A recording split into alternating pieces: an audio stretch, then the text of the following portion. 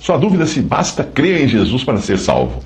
Num mundo com tantas religiões, diferentes vozes falando o que pensam a respeito da salvação, você descobrirá que a maioria daqueles que se dizem cristãos acreditam mais nos seus próprios esforços do que em Jesus e na sua obra na cruz. A sua dificuldade está em saber como devemos andar depois de crer em Jesus como Senhor e Salvador. A resposta é clara na palavra de Deus. Deus salva você com um propósito, e este é bem explicado aqui: servir e esperar. 1 Tessalonicenses 1, de 9 a 10. Porque eles mesmos anunciam de nós qual a entrada que tivemos para convosco, e como dos ídolos vos convertestes a Deus para servir o Deus vivo e verdadeiro, e esperar dos céus a seu Filho, a quem ressuscitou dentre os mortos, a saber, Jesus, que nos livra da ira futura. Existe um contraste muito claro entre a vida que alguém levava antes e depois de ser salvo. Apenas Deus conhece os corações. Quanto a nós podemos adivinhar, por assim dizer, se alguém é salvo ou não, pelo seu andar, que vai ser ou não condizente com aquilo que a sua boca professa. 1 Coríntios 6, de 9 a 11, diz: Não sabeis que os injustos não herdarão o reino de Deus? Não vos enganeis, nem os devassos, nem os idólatras, nem os adúlteros, nem os efeminados, nem os sodomitas, nem os ladrões, nem os avarentos, nem os bêbados, nem os maldizentes, nem os roubadores herdarão o reino de Deus. E tais fostes alguns de vós. Mas fostes lavados, mas fostes santificados, mas fostes justificados em nome do Senhor Jesus Cristo e no Espírito de nosso Deus. Mas veja que não é apenas de pecados escabrosos que o apóstolo está falando na passagem. Ele fala até de coisas lícitas, mas que podem servir de tropeço para a vida do cristão. Veja, por exemplo, em 1 Coríntios 6,12, quando ele diz: Todas as coisas me são lícitas, mas nem todas as coisas convêm. Todas as coisas me são lícitas, mas eu não me deixarei dominar por nenhuma delas. Você escreveu: resumindo, a minha dúvida é só crer em Jesus Cristo que estamos salvos? Ou eu vou mudar um pouco a sua pergunta para você entender melhor. Digamos que você tivesse perguntado: é só crer em Jesus Cristo e no fato de ter deixado a glória para morrer como um criminoso no meu lugar que eu sou salvo? É só crer em Jesus Cristo, que morreu sozinho em trevas, porque nem Deus podia ter comunhão com ele ali na cruz enquanto ele sofria sob a carga dos meus pecados? É só crer nele para ser salvo? É só crer em Jesus Cristo, que teve o seu lado rasgado pela lança do soldado para que saísse o sangue e a água da minha purificação? É só crer nele para ser salvo? É só crer em Jesus Cristo, que pagou por todos e cada um de meus pecados, além de tirar de uma vez para sempre o pecado do mundo, resolvendo a mancha que ameaçava a reputação de Deus? É só crer em Cristo para ser salvo? É só crer em Jesus Cristo, a quem a morte não conseguiu reter e que ressuscitou como as primícias da nova criação? É só crer nesse Jesus Cristo para ser salvo? É só crer em Jesus Cristo, que desse está consumado, revelando assim que nada mais precisava ser feito para resolver a questão do pecado? É só crer nesse Jesus para ser salvo? É só crer em Jesus Cristo com a fé que vem de Deus e com a percepção de pecado e arrependimento, que só podem ser consequência da vida que Deus nos dá através do novo nascimento? É só crer em Jesus Cristo para ser salvo? Você viu como que eu usei de sarcasmo até, com a sua pergunta assim desdobrada. Mas, de qualquer maneira, eu só posso responder o seguinte: diante desse Cristo, do que ele fez, do que Deus fez por intermédio dele, eu só posso responder: sim, é só crer nele. Mas aí você escreveu: nós não precisamos mudar o nosso andar nesse mundo? Não se trata de precisar ou não mudar o seu andar nesse mundo. Se você tem em si a vida que vem de Deus, você vai querer mudar a sua vida aqui nesse mundo, o seu andar aqui nesse mundo. Mas mesmo assim, você vai acabar descobrindo que nem para isso você tem poder de si mesmo. E vai precisar encontrar em Cristo a libertação da lei do pecado e da morte. Romanos 7, 18 a 25. Porque eu sei que em mim, isto é, na minha carne, não habita bem algum. Com efeito, o querer o bem está em mim, mas o efetuá-lo não está. Pois não faço o bem que quero, mas o mal que não quero, esse pratico. Ora, se eu faço o que não quero, já o não faço eu, mas o pecado que habita em mim. Acho então esta lei em mim, que mesmo querendo eu fazer o bem, o mal está comigo.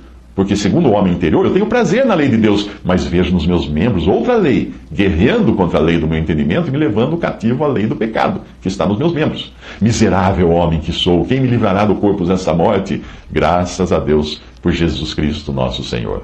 Você escreveu: não precisamos mudar de vida? Podemos continuar pecando e errando, e mesmo assim seremos salvos de qualquer maneira? Bem, se realmente você se converteu a Cristo, mas continua vivendo no pecado, você será salvo, mas como que pelo fogo, isto é, de raspão, vamos chamar assim, não é? Isto se não for tirado prematuramente deste mundo, por não servir de testemunho para Deus aqui.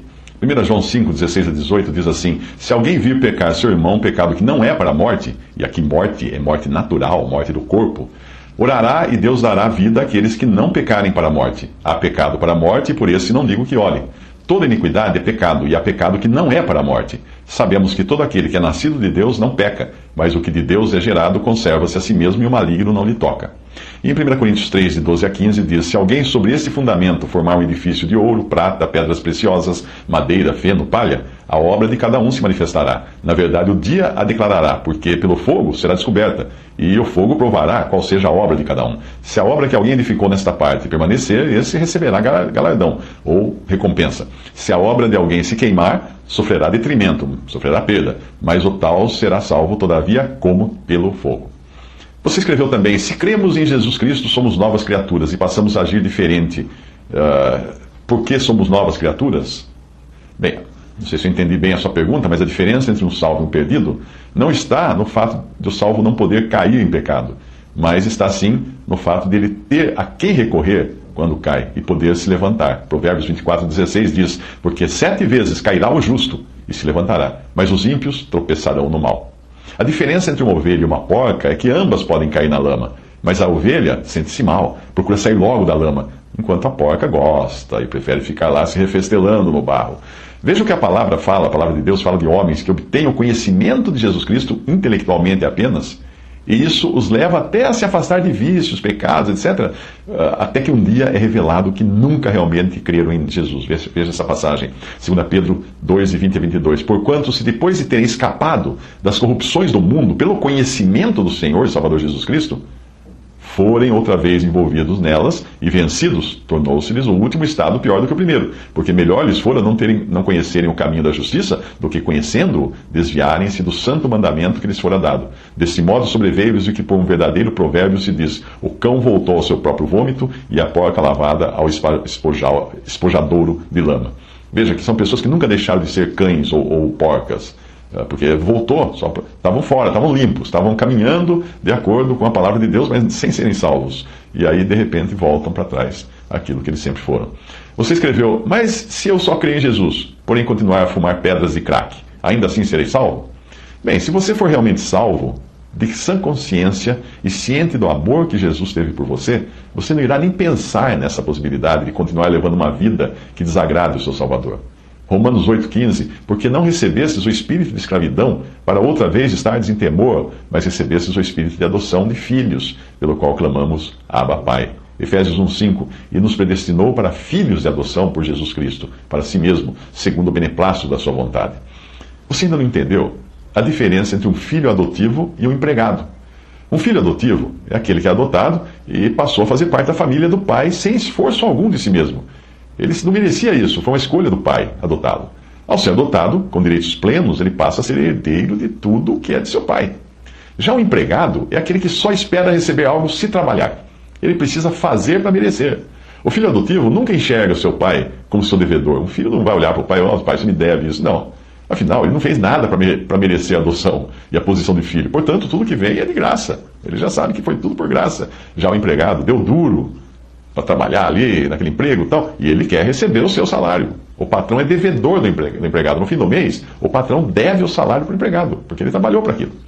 Pessoas que creem na salvação por graça somente, por favor imerecido, enxergam a Deus como um pai amoroso que as tirou da sarjeta do pecado e da morte e as adotou com plenos direitos e regalias de um filho legítimo. Elas vivem gratas por isso. Elas procuram agradar o pai em tudo. Filhos trabalham para o pai também, mas não para receber salário. Mas porque são filhos, eles já desfrutam de tudo que pertence ao pai. Eles não precisam ganhar alguma coisa do pai, porque aquilo que é do pai é deles também. Não existem limites para o que eles podem fazer para o pai, mesmo porque não há uma relação de barganha do tipo toma lá, dá cá. O sentimento é sempre de gratidão por tudo que o pai lhes deu. Eles são herdeiros.